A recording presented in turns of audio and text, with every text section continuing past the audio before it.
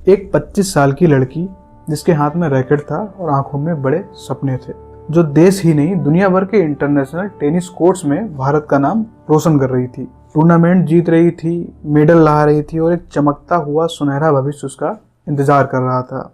लेकिन यही लड़की जब घर पर पहुंचती थी तो वो घर घर नहीं रहता था। वो एक जेल बन जाता था जहां उसको आज़ादी नहीं थी, जहां उसके फैसले उसके नहीं होते हैं। हर कदम पर ताने, शक और कंट्रोल की दीवारें उसको जकड़े रहती थी, जिसके बाहर उससे निकलना बहुत ही ज़्यादा मुश्किल हो जाता था। और फिर आती है वो सुबह जब उसके सपने पूरे होने से पहले ही बिखर जाते हैं। उस दिन वह लड़की किचन में नाश्ता बना रही होती है और बाकी घर में रोजमर्रा की तरह हलचल होती है। तभी उस लड़की का पिता, जिसे दुनिया रक्षक कहती है, अपनी एक लाइसेंस पिस्टल को उठाता है और बिना कुछ कहे उस पर 5 गोलियां दाग देता है। 4 गोलियां उसके शरीर को चीर देती है और 5वीं गोली इस पूरे देश की रूह को। उस पर एक बेटी नहीं मरती है, एक सपना, एक कैरियर, एक होनहार जिंदगी दम तोड़ देती है। और वह जो एक उम्मीद होती है वह हमेशा के लिए खत्म हो जाती है। यह कहानी है एक टैलेंटेड टेनिस प्लेयर की, जिसकी मौत ने पूरी देश को झकझोर कर रख दिया। लेकिन सवाल अब भी जिंदा है कि इस खौफनाक हत्या के पीछे की वजह क्या थी? समाज के ताने, एक पिता का फ्रेजाइल ईगो, या फिर घर के अंदर लगी वो सख्त पाबंदियां जो एक लड़की का धीरे धीरे करके गला घोट रही थी। आज के इस वीडियो में हम हर परत को स्टेप बाय स्टेप खोलेंगे ताकि सामने आ सके समाज की वो सच्चाई जो सिर्फ एक परिवार को ही नहीं पूरे समाज को आईना दिखाती है। So hello everyone, I am Ashor and today we are watching the case of Radhika Yadav. Radhika Yadav 23 March 2000 को जन्मी एक होनहार लड़की जो हरियाणा के गुरुग्राम में रहती होती है। छोटी उम्र में ही उसने अपने टैलेंट का लोहा मनवाया। जूनियर लेवल पर वर्ल्ड टॉप रैंकिंग 75 तक पहुंची और गर्ल्स अंडर 18 में टॉप पर रही। सिर्फ भारत ही नहीं, दुनिया भर के इंटरनेशनल टूर्नामेंट में उसने अपना नाम चमकाया। मलेशिया, ट्यूनीशिया, बुरुंडी और ITF डबल्स में करियर हाई रैंकिंग 113 नवंबर 2024 उसने हासिल की। हरियाणा में विमेंस डबल में उसका 5वां स्थान आता है। उसके पिता दीपक यादव ने उसकी ट्रेनिंग के लिए उस पर करोड़ों रुपए खर्च किए।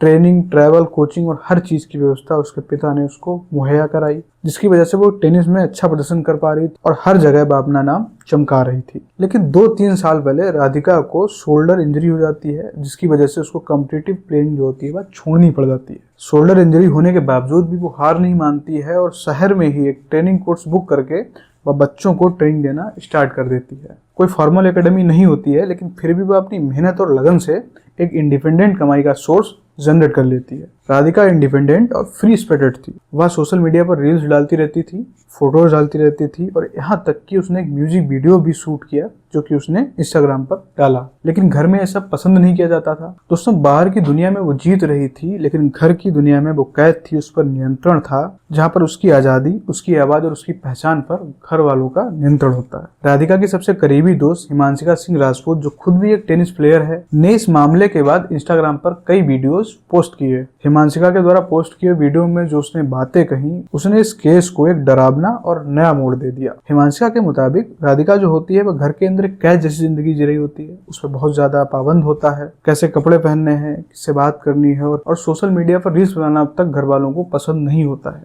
जिसकी वजह से राधिका धीरे धीरे अपनी ऑनलाइन एक्टिविटी कम कर देती है। हिमांशिका ने यह भी दावा किया कि राधिका अपनी मौत से 10 दिन पहले पूरी तरीके से मिजरेबल हो चुकी थी। उसका आरोप है कि उसके पिता दीपक यादव ने उसकी हत्या अचानक नहीं की, बल्कि उसके पिता ने इसके लिए पहले से ही प्लान करके रखा हुआ था और ये प्री प्लान मर्डर होता है। जब राधिका की हत्या होती है तो उसके भाई को घर से बाहर किसी काम से भेजा जाता है और जब उसकी हत्या होती है तो उसकी माँ को दूसरे कमरे में रखा जाता है। इसी बीच जब पुलिस जांच करती है तो पुलिस के सामने कुछ व्हाट्सएप चैट भी आती है, जिसमें राधिका यादव अपने कोच अजय यादव से कहती हुई उसमें दिखती है, मैं घर से निकलना चाहती हूँ, विदेश जाना चाहती हूँ, लेकिन मेरी फैमिली ने उस पर बहुत ज्यादा कंट्रोल करके रखा है। अकॉर्डिंग टू पुलिस, राधिका के पिता दीपक यादव को एक बात बहुत ज्यादा परेशान कर रही थी। वह उसे लोगों से ताने मिल रहे थे कि वह अपनी बेटी की कमाई से अपना भरण पोषण कर रहा है और वह अपनी बेटी की कमाई पर डिपेंडेंट है। गांव और समाज से उसको ताने मिल रहे थे, बेटी से पैसा लेते हो, शर्म नहीं आती। कुछ ऐसी ही बातें उसकी ईगो और उसकी मानसिक स्थिति पर लगातार प्रभाव डाल रही थी। जांच में राधिका की हत्या के पीछे और भी वजह पता चलती है, जिसमें एक वजह यह भी होती है कि उसके पिता राधिका की टेनिस कोचिंग बंद कराने की मांग कर रहे होते हैं और राधिका ने इस बात को लेकर साफ मना कर दिया था कि वह कोचिंग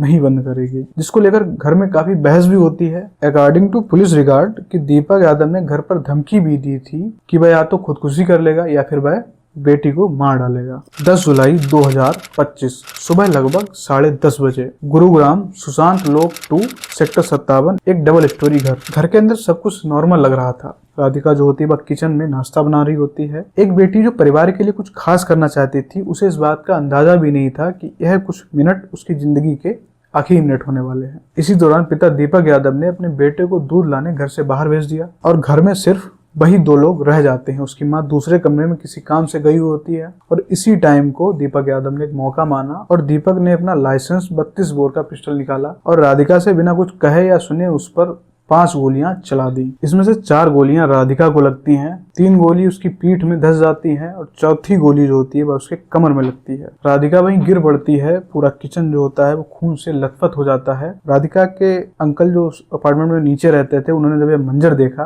तो वो तुरंत ही राधिका को हॉस्पिटल लेकर जाते हैं, लेकिन तब तक बहुत देर हो चुकी होती है। डॉक्टर ने उसको मृत घोषित कर दिया था। इसके बाद जब पोस्टमार्टम रिपोर्ट आती है तब उसमें कन्फर्म होता है कि राधिका के शरीर पर 4 बुलेट्स उसके चेस्ट और उसके बैक में पाई जाती हैं। पोस्टमार्टम रिपोर्ट में मौत की वजह बताया जाता है ज्यादा खून का बहना और शॉक। इसके बाद जो हुआ उसने पूरे देश को सन्न कर दिया। आरोपी पिता दीपक यादव ने पुलिस के सामने कबूल किया कि उसने कन्या वध किया है और इसके लिए उसे फांसी दे दी जाए। एक पिता का यह बयान सिर्फ एक अपराध की स्वीकारोक्ति नहीं था, बल्कि पूरे सिस्टम, एक सोच और समाज का डरावना आईना था। पुलिस इस पर तुरंत कार्रवाई करती है। 11 जुलाई 2025 को आरोपी दीपक यादव को पुलिस अपनी कस्टडी में 1 दिन के लिए रखती है। इसके बाद उसे 14 दिन की जुडिशियल कस्टडी में भेज दिया जाता है। जांच के दौरान पुलिस ने सभी सबूतों और स्टेटमेंट का बहुत ही व्यवस्थित तरीके से कलेक्शन किया और उसकी एक रिपोर्ट तैयार करी और फिर कुल 420 पेज की चार्जशीट अक्टूबर 2025 में फाइल की गई, जिसमें 33 लोगों के बयान को रिकॉर्ड किया जाता है। राधिका की मां मंजू यादव को क्लीन चिट दे दी जाती है क्योंकि हत्या के वक्त वह